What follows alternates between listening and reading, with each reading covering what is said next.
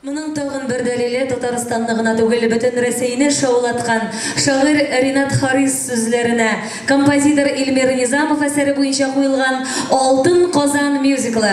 Атаклы режиссер Михаил Панчавидзе қойған әлгі мюзиклда Филюс төп рольлерді башқарып, опера өлкәсінде де өзінің ұсталуын раслады. Әлгі мюзиклда ол Тимирші һәм хан қызының сүйгені Битимирні ойнады. Хан қызы ise бүгін біздің концертімізде қатнаша. Қаршалығыз бүтін Ресейні шаулатқан «Голос» проекті жеңушісі Эльмира Калимуллина.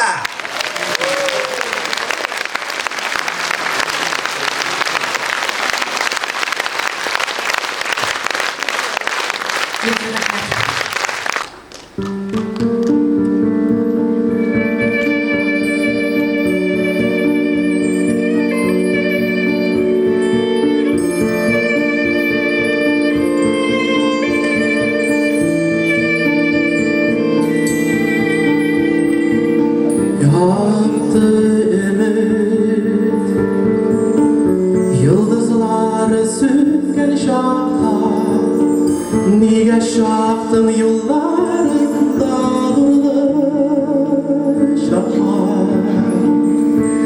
Her sevdiğin içindir canım size.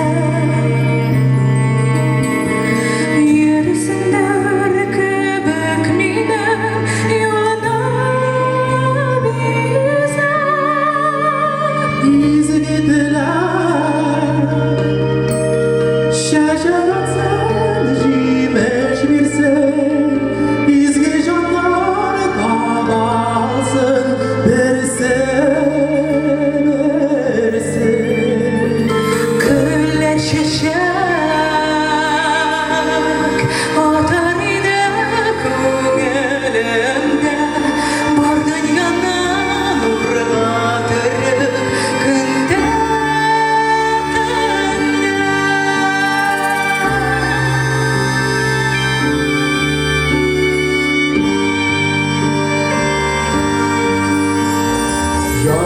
Yaptığına